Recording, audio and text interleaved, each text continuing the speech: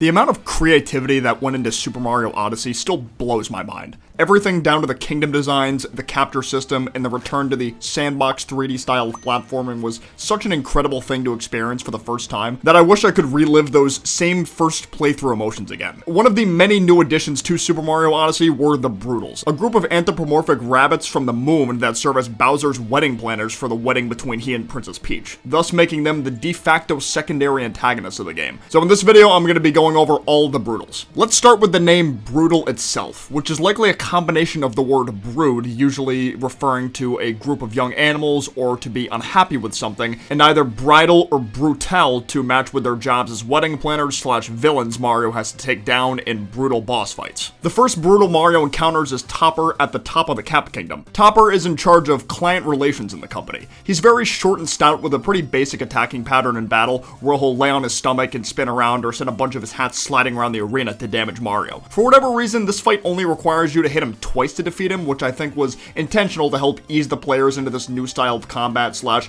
return to sandbox 3D Mario after so much time. Every other boss fight with the Broodals from here on out is a 3-hitter. Defeating him grants Mario access to the Cascade Kingdom, where he's not fought again until Bowser's Kingdom, then again at the dark side of the moon, where each subsequent fight he'll have more hats stacked on his head, making the fight a little bit more difficult each time, especially that one on the dark side due to the low gravity effects. His brochure biography states he's responsible for client relations on behalf of the Broodals' wedding planning firm. Topper's usually found on site, troubleshooting. You can tell how serious he is about a battle by the number of hats he has stacked on his head. He doesn't tap into his full hat reserves except against the most dangerous opponents. So if you score off with him and he seems to be mostly hat, you should feel honored and afraid. I'd like to think the name Topper was chosen as a pun of sorts because of how many top hats he wears and how rabbits hop around, thus being a combination of the words top hat and hopper. Another fun fact is his voice actor Nobuyuki Hiyama provided the voice lines for Link in The Legend of Zelda Ocarina of Time and Mr. 3 in the hit anime manga series One Piece. As a giant One Piece head myself, this made me very happy to learn.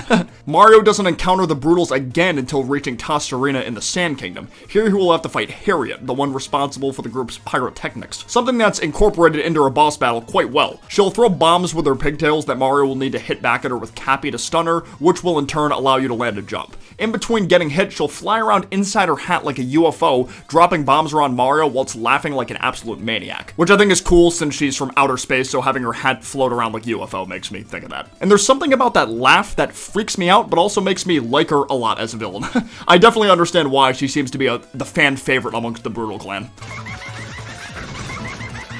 Defeating her in the Sand Kingdom rewards Mario a multi-moon where, just like Topper, she's fought again in Bowser's Kingdom and the dark side of the moon. Her dark side brochure biography states she's the least predictable of the Broodals. Harriet is most often found throwing bombs with her hair. When her homemade bombs explode, they leave a pool of fire on the ground, so you gotta knock them away before they explode. While it may seem reckless to have filled her hat with bombs, Harriet is devious and keeps a lot of spare explosives with her, so watch out. Harriet's name seems to be a pun just like Topper's as well, with Harriet only having one R in it to more closely resemble the word hare, which is a type of long-eared rabbit. Plus, she fights using the hair on her head, making her a hare that fights using hair. After getting enough moons in the Sand Kingdom, you'll have the choice to either travel to the Wooded or Lake Kingdom next, where the Broodals Spewart or Rango will be waiting for you in those respective locations. When I first played through Odyssey, I chose the Wooded Kingdom first, so now I'm gonna go over Spewart, aka the Broodal in charge of the entertainment. Fitting to his name, he likes to fight Mario by spitting out poison goo that'll damage Mario upon contact. This is the same poison that piranha plants spit out in this game too. Thankfully, Cappy can clear paths through it. Spewart will also spew out this goo between getting damaged while it's gliding around arenas like Topper does. Defeating him here earns Mario a multi-moon, eventually returning to the Luncheon Kingdom and Dark Side, where the Luncheon Kingdom fight will grant a regular moon this time. Continuing with the pun tradition as the previous two Broodals, Spewart's name is a pun combination of spew, fitting to his fighting style, and the real name Stewart. With Spewart's Dark Side brochure stating, is his vulgarity all an act? Spinning around while spitting poison in a wide area, Spewart is the least subtle of the Broodals, but he also has an unexpectedly artistic side, as his poisonous ground paintings show. Another fun fact about Spewart is his voice actor, Suguo Mogami,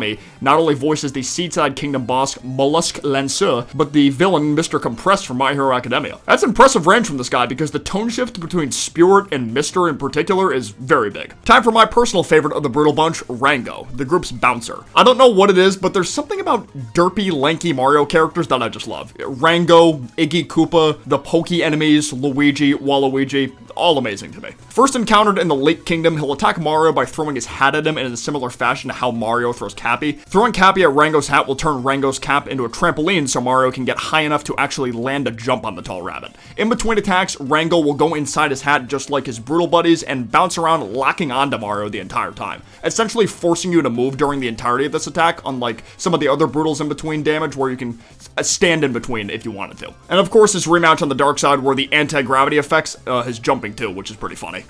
His Snow Kingdom and Dark Side Kingdom fights have him throwing 2 hats at Mario instead of just one like the Lake fight did. Rango's Dark Side Brosser blurb details how he's the best hat handler on the team. He's not the most focused, but Rango is a valuable player on the Broodals team, always coming through in the end. A master of his boomerang trampoline hat, he can throw it both straight and curved with the most unnatural control over the way it flies. On the other hand, he sometimes zones out a bit and looks confused, so that's your chance to counterattack. Another fun voice actor fact is Rango's VA, Go Shinomiya, also voices the boss Knuckle Talk and the Shivarian citizens of the Snow Kingdom. The 4 main Broodals also team up against Mario together twice in both Bowser's Kingdom and the Dark Side using a giant machine dubbed the Robo Brood. This boss will attack using bombs, spinning discs, and running at you super fast with a visual effect on its legs that resemble the rainbow effect of the Starman power-up. In the Bowser's Kingdom fight, Mario will need to capture the Pokio enemy to shoot bombs back at its legs to knock it over, then climb up its sides to poke each individual Bruto out of their chambers. The main thing that changes in the Dark Side rematch for this fight is Mario needs to capture a Hammer Bro instead of a Pokio,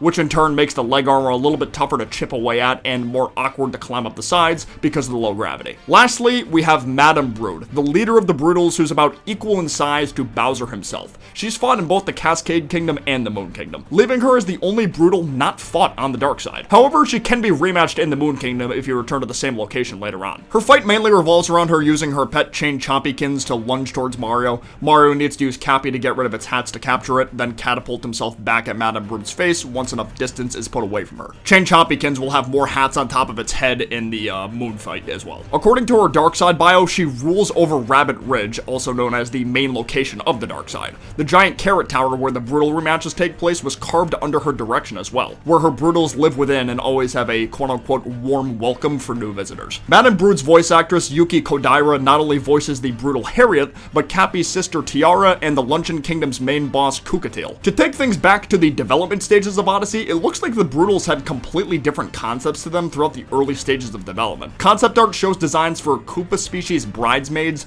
bird hat enemies, circus hat Koopas, and more standard Bowser enemies like Monty Moles and Buzzy Beetles just with stacked hats. I'm pretty glad they landed on their Broodals though, because it seems like a lot of thought went into them, each of them having roles in their company that match their fighting style, being rabbits from the moon which reference the mythological moon rabbit creature, a myth based off certain markings on the actual moon looking like a rabbit's outline. Sure, the Koopalings are probably more iconic just because of how long they've been around, and I love them a lot too, but it feels like the Broodals had a little bit more soul put into them, at least as far as Mario standards go. I think that just about covers everything about the Broodals. I figured this would be a nice follow-up video of sorts to the Koopaling video I did a few months back. Let me know in the comments below if I missed out on anything major related to the Broodals that you think is worth noting, or who your favorite Broodal is. I would love to know your thoughts. Of course, if you did enjoy this video, be sure to leave a like down below and subscribe for more Mario and other Nintendo-related gaming content like this in the future. But for now, I will see you guys next time. Peace out, take care, bye-bye.